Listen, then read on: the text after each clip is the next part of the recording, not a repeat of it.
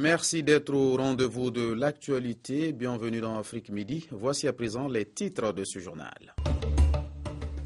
Dans l'actualité, la présidentielle en Tunisie, 5,3 millions d'électeurs doivent élire librement leur nouveau président. 2 candidats s'opposent, le président sortant Monsef Marzouki et l'ancien premier ministre Béji Caïdé Sepsi. Les bureaux de vote ont ouvert à 7h GMT. Nouveau chapitre dans les relations américano-cubaines. Raúl Castro s'est dit prêt à discuter de tous les sujets malgré les divergences. Le président cubain appelle au respect par Washington des systèmes politiques en place à La Havane depuis la Révolution.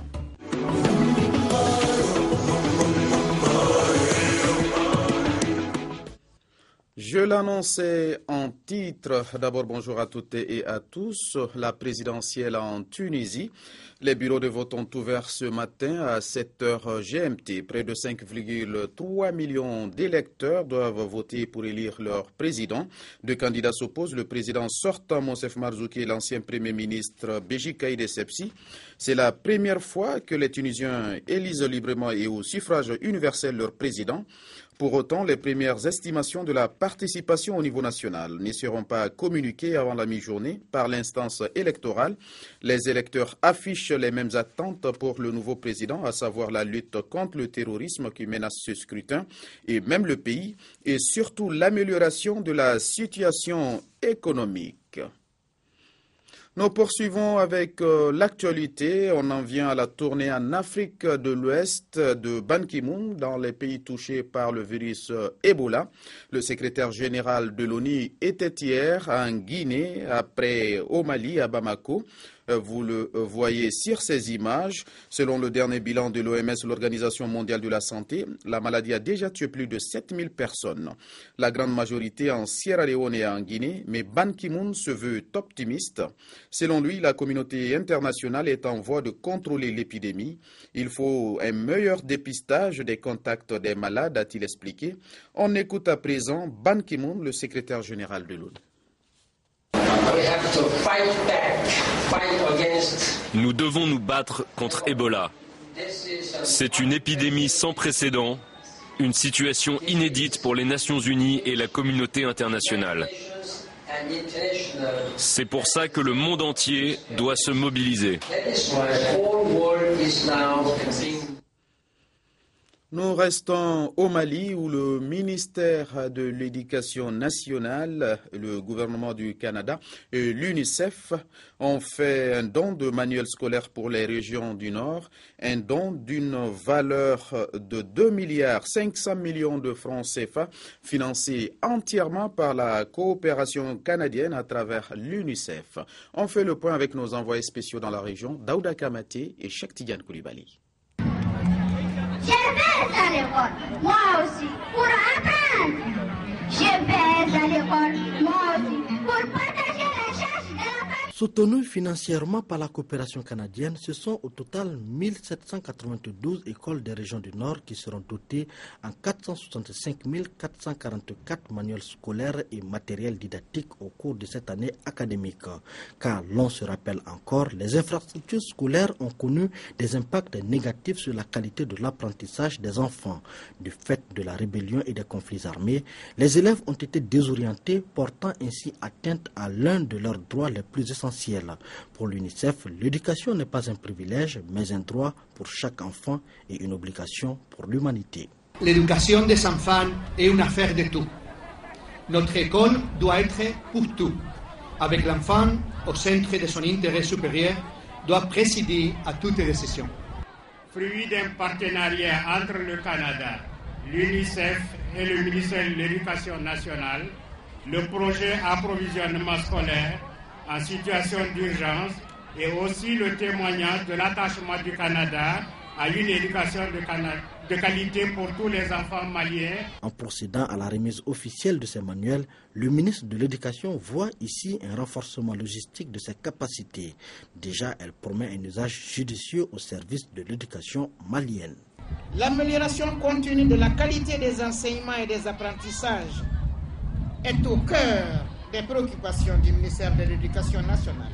Pour le tout nouveau représentant de l'UNICEF au Mali, la réussite de cette opération est le prélude d'un nouvel élan d'auto-responsabilité communautaire et sociale. De manière inclusive et équitable, elle permettra l'accès de tous les enfants à une éducation de qualité. C'est là la meilleure promotion des droits des enfants maliens et le meilleur ciment garant d'une unité et de paix dans une dynamique d'école amie des enfants, aussi amie des filles. Cap à présent sur le Sénégal où le ministre de la Justice, Maître Sidiki Kaba, est revenu sur son élection à la tête des États membres de la CPI, la Cour pénale internationale. C'était face aux hommes de médias. Le garde des Sceaux est également revenu sur l'actualité nationale et internationale. Face à la presse, le garde des Sceaux, ministre de la Justice, a expliqué son élection à la tête de l'Assemblée des États partis au statut de Rome de la Cour pénale internationale. Selon Sidiki Kaba, c'est une fonction de prestige qui honore diplomatiquement le Sénégal. L'objectif de cette Assemblée est de mieux lutter contre l'impunité. C'est une fonction non mais permanente, non rémunérée. Et il faut voir l'honneur que ça fait au Sénégal, au président Macky Sall, à la double légitimité du Sénégal. Premier pays au monde avait ratifié le statut de Rome, attestant sa qualité de défense des droits, des libertés, de la lutte contre l'impunité, de la consolidation de l'état de droit et des libertés fondamentales. Ce que lui vaut aujourd'hui la reconnaissance internationale. Le ministre de la Justice est revenu également sur d'autres questions liées à la justice internationale comme l'affaire Uhuru Kenyatta, l'affaire Gbagbo ou encore celle de Hissène Habré. Au plan national, l'affaire ArcelorMittal a également fait l'objet d'échanges entre le ministre et la presse. La question des longues détentions et des lenteurs judiciaires a également été soulevée. Beaucoup de dispositions qui, tous combinés, vont permettre de faire en sorte que nous ayons moins de personnes en attente de jugement dans les prisons. Élu président de l'Assemblée des États partis au statut de Rome de la Cour pénale internationale, Maître Sidiki Kaba a la responsabilité de réconcilier la CPI avec les États africains. Il s'agit de travailler pour que les crimes commis en Afrique soient jugés par les Africains. Et dans l'actualité, l'opposition gabonaise interdite de meeting ce samedi à Libreville. La décision des autorités suivie d'actions sur le terrain au Carrefour Rio visait un objectif, faire respecter la légalité face à la détermination du Front uni de se faire entendre. Plusieurs personnes ont été arrêtées pour instigation à la violence ou acte de vandalisme. Et devant le risque de crispation politique qui menace le Gabon, une partie de la société civile invite le pouvoir et l'opposition au dialogue. On écoute. Le Gabon est une nation qui s'est bâtie autour de la nation vivre ensemble avec nos différences.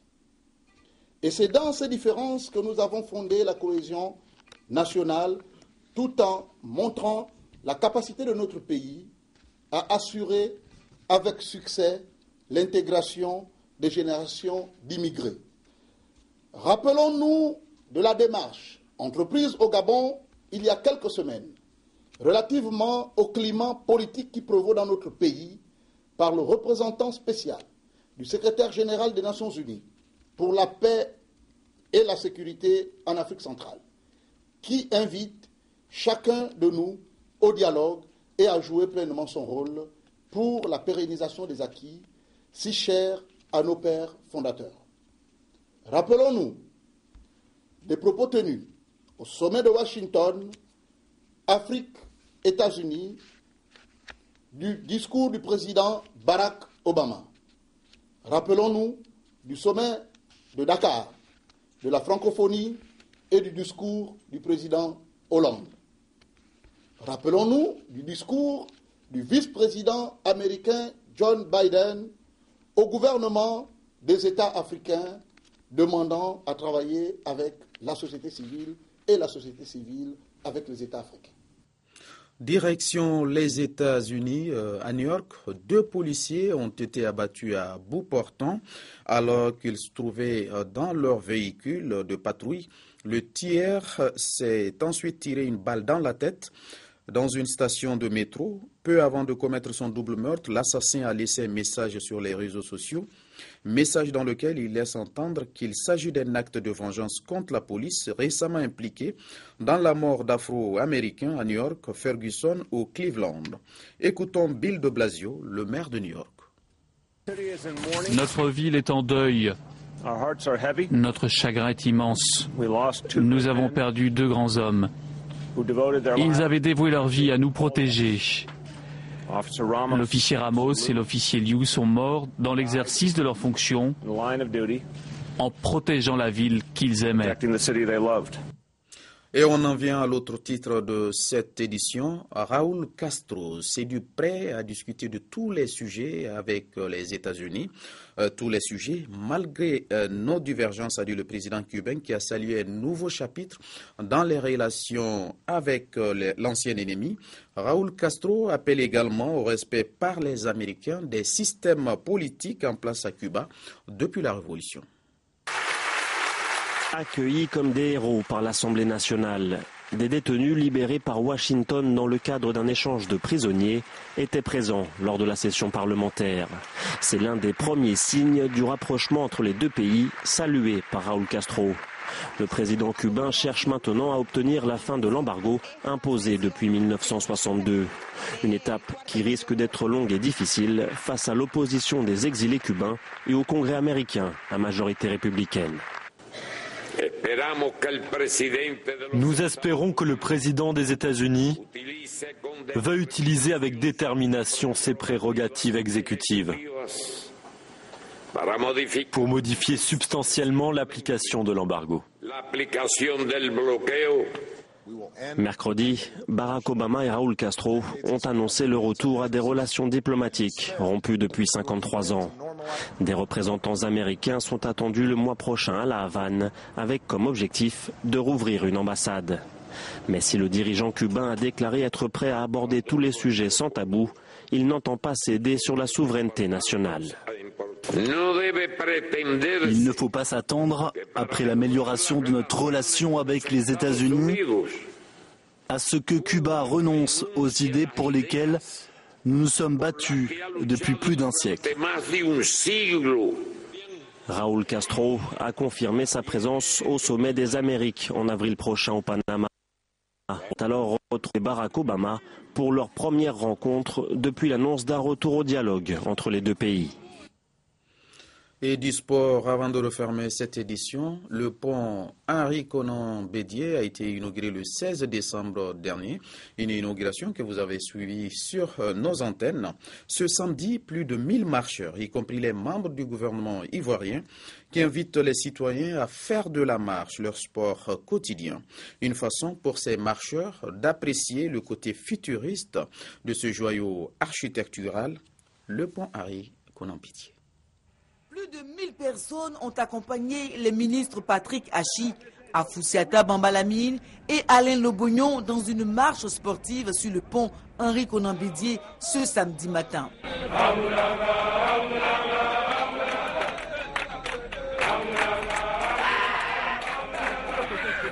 Un sport pour jauger la qualité, la solidité de l'ouvrage, chose qu'on ne peut apprécier dans un passage en voiture.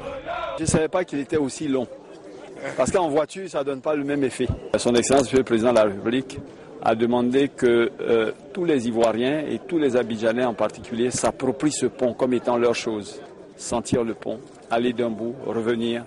Et je pense qu'on a été très heureux de voir effectivement que depuis hier, mais certainement aujourd'hui encore plus parce que c'est samedi, de nombreux Ivoiriens viendront pour marcher et découvrir de plus près ce pont. Traverser le pont d'un bout à l'autre et revenir sur ses pas, ce sont près de 4 kilomètres parcouru par nos marcheurs spéciaux. C'est donc aussi une invite au sport. Nous avons donc voulu donner le temps, découvrir ensemble ce pont-là, cette belle œuvre, mais surtout lancer officiellement le sport par la santé.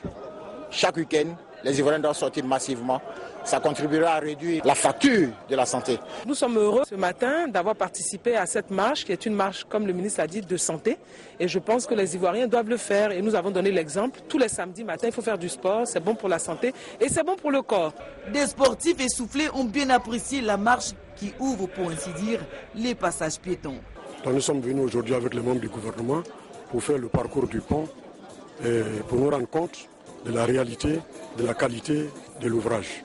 Dimanche 21 décembre, le pont sera ouvert à la circulation des véhicules, une circulation offerte gratuitement aux populations jusqu'au 1er janvier 2015. Voilà, c'est sur ce mot de sport et surtout cette marche de santé que se referme cette édition. Merci à vous de l'avoir suivi et surtout merci de votre fidélité. Bonne suite de programmes sur Africa Télévision.